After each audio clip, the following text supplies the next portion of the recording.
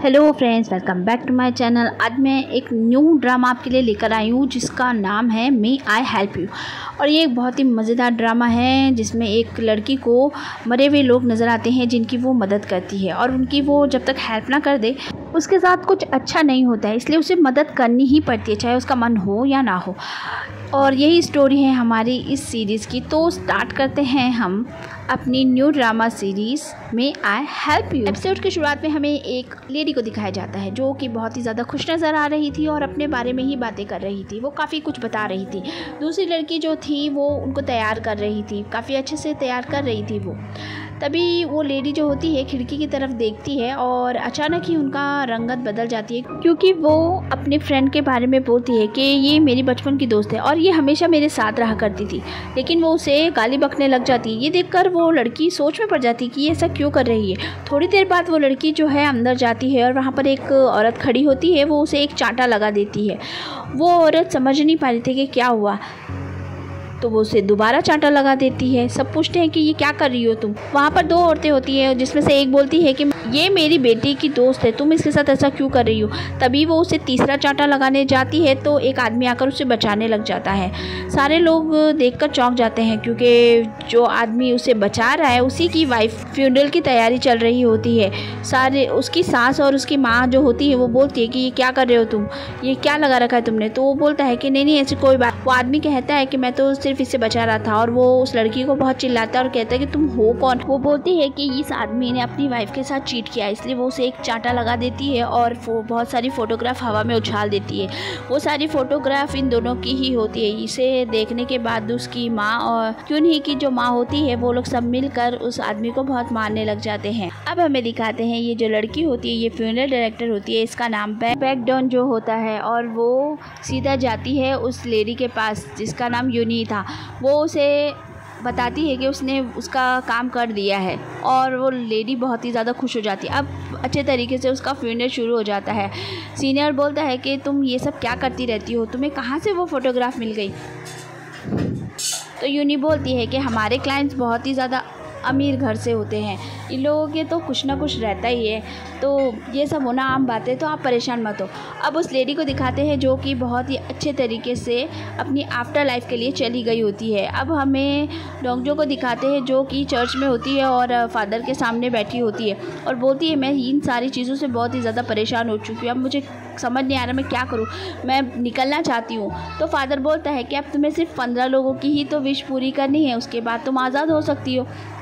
तो वो बोलती है कि हाँ ठीक है। तो वो उसे पीने के लिए कुछ दे देते हैं और वो वहाँ से चली जाती है। वो अब हमें एक लड़का भागता हुआ दिखाया जाता है जो अचानक की गाड़ी के सामने आ जाता है क्योंकि वो बिना देखे रोड क्रॉस कर रहा होता है। तभी हमारा मेन हीरो उसे बचा लेता है।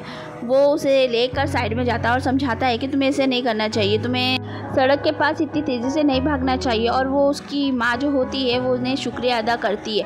वो बोलता है कि अगर कुछ लगे तो आप इसे डॉक्टर को ज़रूर दिखाना। वो अपना नाम डोंग बैक बताता है और बोलता है कि अभी यहाँ पे एक शॉपिंग मॉल के सामने हम हमारा नया स्टॉल लगाने वाले हैं, और वो अपना कार्ड भी उसको दे देता है और वो अपनी वापस से प्रचार में लग जाता है। वो सीधे सड़क के ऊपर खड़ा होकर सीटी बजाते हुए अपने झंडे को लहरा रहा था। तभी उसके ठीक बाजू में से ही बैक डोंग जो गुजरती है। अब दोनों को दिखाया जाता है जो कि बहुत टशन के साथ वहाँ पे आते हैं, अपना स्टॉल लगाते हैं और सब सामान को फ्री में दे रहे होते हैं। और वो लोग बोलते हैं कि आपको बस इतना करना होगा कि हम सेल्फ सर्विस ऐप जो है अपने मोबाइल में डाउनलोड करना होगा और आपको कोई भी काम हो तो आप हमें बुला सकते हैं। वो औरतें बोलती है कि ये भी कोई सर्विस हुई भला, हमें समझ में नहीं आ रहा है। तो वो बताता है कि इस सर्विस में आप हमको बुला सकते हैं और अपना कोई भी काम करवा सकते हैं, जैसे कि कोई भी कबाड़ फेंकने के लिए, अपने कुत्तों को घुमाने के लिए, या फिर कोई भी पानी की बोतल तक आप मंगवा सकते हैं हमसे, या अपने बॉयफ्रेंड या हस्बैंड पर अगर वो आपके साथ चीटिंग कर रहा है तो उसके लिए भी आप हमें हायर कर सकते हैं। उसका जो अंकल होता है वो बोलता है कि मैं CEO हूँ उस कंपनी का, तो आप लोग मुझे कभी भी कॉल कर सकते हैं। लेकिन सारी औरतें जो होती है वो डॉन बैक के पास चल जाती है और कहती है हम तो इसी से अपना डाउनलोड करवाएंगे ऐप। और वो लोग बहुत खुश होते हैं कि आज हमारा बहुत ही अच्छा काम बन गया, सारा सामान भी बिक गया और हमारा ऐप भी इतने लोगों ने डाउनलोड कर लिया। जब वो लोग अपनी पैकेजिंग कर रहे होते हैं तभी वहाँ पर एक लड़का आता है। तो डॉन बैक जो होता है वो कहता है कि नहीं, हमारा सामान ख़त्म हो गया, अब हम अगले हफ्ते लगाएंगे। वो लड़का बोलता है कि नहीं, मुझे आपकी सर्विस की ज़रूरत है, तो क्या तुम मेरा एक काम करोगे? वो बोलता है ठीक है। अब हमें वापस से डोंग जो को दिखाया जाता है, जो कि अपने मोबाइल के साथ जा रही थी। उसने बहुत सारे मैसेज किसी को किए हुए थे और वो उसके रिप्लाई का इंतज़ार कर रही थी। तभी वहाँ पर सीनियर आ जाते हैं और वो उसे बोलते हैं कि लो बैठ जाओ, मैं तुम्हें साथ में ले चलता हूँ। वो लोग पेट्रोल भराने के लिए एक पेट्रोल पंप पर रुकते हैं, तो वहाँ पर एक आदमी आता है और उन लोगों को कहता है यहाँ से निकल जाओ, तुम लोगों को समझ में नहीं आता, सुबह सुबह तुम ये मनहूस गाड़ी लेकर चले आए यहाँ पर, पता है कितना बैड लक हो जाएगा, और इतनी मनहूसियत फैला दी तुम लोगों ने, निकलो यहाँ से। तो उसका सीनियर बोलता है नहीं नहीं सर, हम अभी जा रहे हैं, और वो चले जाते हैं। तो वो पीछे से उन पर नमक फेंक देता है। डोंग जो बोलती है कि आपको बुरा नहीं लगा इस आदमी ने किस तरह की बात की? सीनियर बोलते हैं कि मुझे अब आदत हो चुकी है, अब मैं उन लोगों से भी क्या कहूँ, इस गाड़ी को कोई भी पसंद नहीं करना चाहता, कोई नहीं चाहता कि उसके दरवाजे पर भी ये गाड़ी आए, तो अब इसमें हम कुछ नहीं कर सकते हैं। अब मुझे आदत सी हो चुकी है, इसलिए मुझे अब बुरा नहीं लगता है। अब हमें डोंग जो के फ़ोन में एक मैसेज दिखाते हैं जिसे उसका बॉयफ्रेंड जो होता है वो बुला रहा होता है कहीं पर मिलने के लिए। वो बहुत अच्छे से तैयार होती है और मिलने के लिए जाती है, लेकिन जब वो वहाँ पहुँचती है तो वहाँ पर उसका बॉयफ्रेंड नहीं होता है, उसकी जगह पे डोंग बैक होता है जो कि उसके ठीक सामने बैठा था। और वो उसे बोलता है कि मैं आपके लिए एक मैसेज लेके आया हूँ जो आपके बॉयफ्रेंड ने आपके लिए भेजा है, और उन्होंने कहा है कि वो आपसे ब्रेकअप करना चाहते हैं, और उसकी वजह ये है कि वो आपके हाथ नहीं पकड़ सकते, इस वजह से वो आपसे ब्रेकअप करना चाहते हैं। वो अपना सर्विस कार्ड देते हुए बोलता है कि ये हमारा काम है और मैंने अपना काम कर दिया। ये कहकर वह वहाँ से जाने लगता है। ये मेरी सर्विस थी इसलिए मैंने ये काम कर दिया, और वो जाने लगता है। फिर वो वापस आता है और कहता है, अपना कार्ड देते हुए बोलता है कि अगर आपको भी ज़रूरत हो तो प्लीज़ आप मुझे बता सकती हैं, और ये कहकर वो बाहर निकल जाता है। डोंगजो जो है पीछे आती है और बैक डोंग को रोकती है। वो उसके पास आकर पूछती है कि तुम्हारी सर्विस का कितना पैसा लगता है? तो वो बोलता है कि 50,000 वॉन लगते हैं। वो उसे 50,000 वॉन देती है और उसके पैरों पर एक ज़ोर से लात मारते हुए उसे गिरा देती है और बोलती है कि ब्रेकअप तुम क्या करोगे? ब्रेकअप करूँगी मैं, समझ गए? वो कहती है कि जाकर उसको बता देना ये उसके लिए था, और ये कहकर वो वहाँ से जाने लगती है। तो डोंग बैक जो होता है उसे आवाज़ देकर बोलता है कि रुक जाओ, और उसके पास आकर कहता है कि ये जो तुमने अभी मुझे मारा है ना, ये बिल्कुल भी अलाउड नहीं है, हमारी सर्विस इस तरह की नहीं है। डोंग जो कहती है कि तुम्हें क्या लगता है, अगर वो मेरे सामने होता तो मैं उसका क्या हश्र करने वाली थी, लेकिन उसने मेरे हाथों के बारे में कहा है, वो जानता क्या है, उसने सिर्फ मेरे हाथों की वजह से मुझसे ब्रेकअप कर लिया, ये कोई वजह नहीं थी। ये कहकर वो वहाँ से जाने लगती है। डोंग बैक जो होता है उसे कहता है कि अपने पैसे वापस लेके जाओ, लेकिन वो नहीं रुकती है और वहाँ से चली जाती है। बेचारा डोंग बैक बहुत ही दर्द में होता है, उसके पैर में बहुत ही तेज़ दर्द हो रहा होता है और वो उसको कोस भी रहा होता है। उसका अंकल बोलता है कि अरे यार तुमने क्या ये पंगा ले लिया, उस लड़की को समझाया नहीं कि हमारे यहाँ वॉयलेंस नहीं होती। तभी वहाँ पर एक पुलिस ऑफिसर होता है, वो उनकी बातें सुन लेता है। वो उनके पास आता है और बोलता है क्या हुआ तुम दोनों को, और वो सब पूछता है। उसके बाद वो कहता है हम उस लड़की पर केस कर सकते हैं, तुम मुझे बताओ उसके बारे में सब कुछ। वो दोनों मिलकर पुलिस ऑफिसर को सारी बातें अच्छे से बता देते हैं। पुलिस ऑफिसर कहता है हाय बड़ी स्ट्रांग लड़की दिखती है। अब हमें डोंग जो को दिखाया जाता है जो अपने हाथ को देखते सोच रही होती है। अब एक फ्लैशबैक दिखाते हैं जिसमें वो एक पिंग पोंग बॉल खेल रही होती है 12 साल पहले, लेकिन वो गिर जाती है और उसे चोट लग जाती है। अब डोंगजो जो है इंटरव्यू दे रही होती है फ्यूनरल डायरेक्टर के लिए। वो लोग पूछते हैं कि आप ये क्यों बनना चाहती हो, तो वो बोलती है कि पहला हर इंसान को मरना है, दूसरा यहाँ पर काफ़ी अच्छी तनख्वाह मिलेगी, और तीसरा अगले 30 सालों के लिए मुझे नौकरी की चिंता ही नहीं होगी, बस इसीलिए मैं बनना चाहती हूँ। इंटरव्यू लेने वाले लोग बोलते हैं कि ये जॉब पाना इतना आसान नहीं है, आप वैसे भी एक एथलीट हैं। वो कहती है मुझे इस जॉब की बहुत ज़रूरत है, मैं यहीं पर बूढ़ी होना चाहती हूँ इस जॉब के साथ, और मेरे लिए ये बिल्कुल परफेक्ट है, और उसे ये नौकरी मिल जाती है। अब उसका पहला काम होता है एक छोटे बच्चे को तैयार करने का।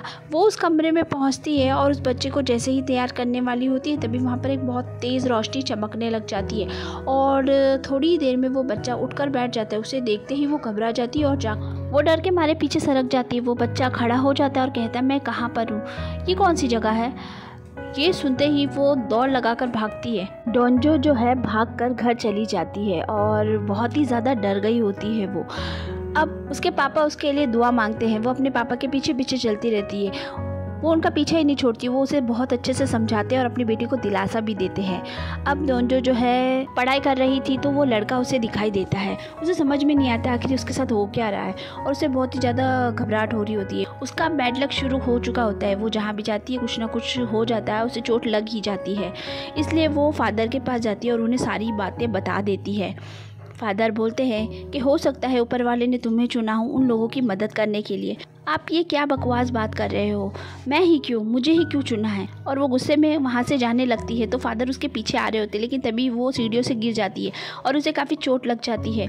वो बोलती है कि ऊपर वाले मुझे ही क्यों, मैं ही क्यों, मेरे साथ ही ऐसा होना था क्या, मुझे ये ताकत नहीं चाहिए, और बहुत कुछ बोल रही होती है। फादर उसे समझाते हैं तो वो मान जाती है। फादर खुश हो जाते हैं।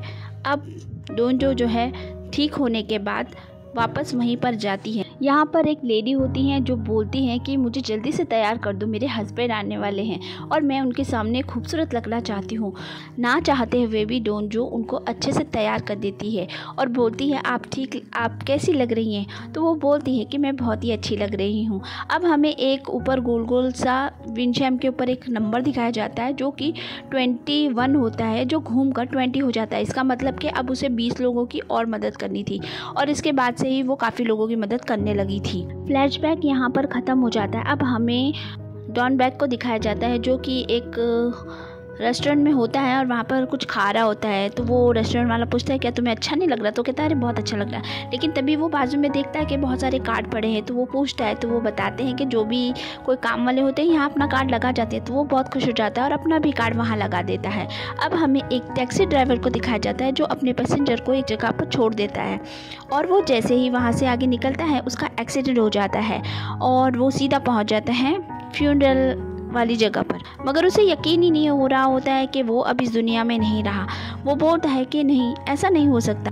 डॉन जो उनको बताती है कि आपके पास ज़्यादा वक्त नहीं है, चलिए मैं आपको तैयार कर देती हूँ। तो वो बोलता है कि क्या कह रही हो, ऐसा नहीं हो सकता, मैंने तो अभी बहुत सारे काम करने थे, मैंने अपने कपड़े तक नहीं धोए, ना मैंने अपने घर की सफाई की थी, मेरा तो सब सामान यूं ही बिखरा पड़ा है और तुम्हें पता है मैं तो अपने बेटे से भी नहीं मिला। अब वो अपनी कहानी बताता है। वो बोलता है कि जब मेरा लड़का छोटा था तो मेरा कारोबार ख़राब हो गया था, मुझे पैसे कमाने थे और सब ठीक करना था, इसलिए मैं अपने बेटे को अपने भाई के घर पर छोड़कर चला गया। मेरा बेटा मुझे छोड़ना नहीं चाहता था, लेकिन फिर भी मैं ज़बरदस्ती उसे रोता हुआ छोड़कर ही वहाँ से आगे गया। लेकिन मैंने उससे वादा किया था कि मैं 3 दिन बाद उससे मिलने आऊँगा। जब मैं उससे मिलने आया तो मेरा बेटा खो गया था। मेरे भाई ने मुझे बताया कि वो उसे एक जगह ले गया था, वहाँ वो बाथरूम करने के लिए बस गया और पीछे से उसका लड़का गायब हो गया। तब से वो दोबारा मिला ही नहीं। ये सुनने के बाद वो बेचारा बहुत चौंक गया था और बहुत ही इतने सालों से वो अपने बेटे को ढूंढ रहा और वो इस बात के लिए बहुत ही ज़्यादा शर्मिंदा है कि उसने अपने बेटे को आखिर छोड़ा ही क्यों। इस बात का उसे अभी तक का गम है, इसलिए वो चाहता है कि आखिरी बार वो अपने बेटे से मिल ले ताकि उसकी आत्मा को शांति तो मिल जाए। ये सुनकर बेचारी डोंजो परेशान हो जाती है और सोच में पड़ जाती है अब मैं क्या करूँ, इसका बेटा कहाँ से ढूंढ कर लाऊँ, इतनी जल्दी तो मैं उसे ढूंढ भी नहीं सकती। वो बेचारी बाहर जाती है, डोंजो बाहर जाती है और उसके भाई और भाभी की बातें सुनती है जो बोल रहे होते हैं कि हम लोग तो इसके मरने के बाद इसके जो पैसे आने वाले हैं उसका वेट कर रहे हैं। वो बेचारी समझ जाती है लालची लोग हैं और कुछ नहीं कर सकते। तभी उस आदमी का मोबाइल वो गलती से फेंक देता है। डोन जो होती है उस मोबाइल को उठा लेती है और उसमें चेक करती है। उस लड़के की फ़ोटो तो उसको मिल जाती है लेकिन बाकी और कुछ उसे पता नहीं चलता। तो वो फैसला करती है कि मैं वहाँ जाऊँगी और कुछ तो करूँगी। इसलिए वो उस जगह पर जाती है जहाँ से वो लड़का गुम गया था और वहाँ पर एक बड़ा सा पोस्टर लगाती है, उसमें उस आदमी का नाम और उसके बेटे खोने की सारी बातें डिटेल में लिख देती है और अच्छे से लगा देती है और वो दुआ करती है कि उनका बेटा मिल जाए। डॉन बैक जो होता है वहाँ से गुजरता है, वो उस पोस्टर को थोड़ी देर के लिए देखता है और फिर वहाँ से आगे बढ़ जाता है। अब रात हो गई होती है तो उसके भाई भाभी भी घर जाने लगते हैं। मैनेजर बोलता है कि चलो मैं तुम्हें घर छोड़ देता हूँ, लेकिन डोंजो जो है वो बोलती है कि नहीं मुझे कुछ काम है। वो वहीं रुक जाती है और वो फादर के पास जाती है और वो उनको कहती है क्या आप मुझे एक बियर पीने के लिए देंगे, मेरा दिमाग ठिकाने नहीं है। तो बोलते हैं कि देखो तुम अभी कुछ मत पियो और अपना दिमाग शांत रखो, तुम ज़रूर कुछ कर लोगी। इसलिए वो वापस वहीं आ जाती है। वो कमरे की तरफ जा रही होती है तो वहाँ सामने कोई लड़का खड़ा था। वो जब उसके करीब जाती है तो वो पलट के देखता है तो वो डोंग बैक होता है और उसे देखकर डोंग जो बोलती है क्या तुम इनके बेटे हो, और वो उसे गौर से देख रही थी क्योंकि वो बहुत ही ज़्यादा रो रहा था, उसकी आंखों से आंसू बंद ही नहीं हो रहे थे। और यहीं पर हमारा एपिसोड हो जाता है ख़त्म। अगर आपको पसंद आया तो मेरे चैनल को लाइक कीजिए, सब्सक्राइब कीजिए। मिलती हूँ नेक्स्ट वीडियो में। Bye bye.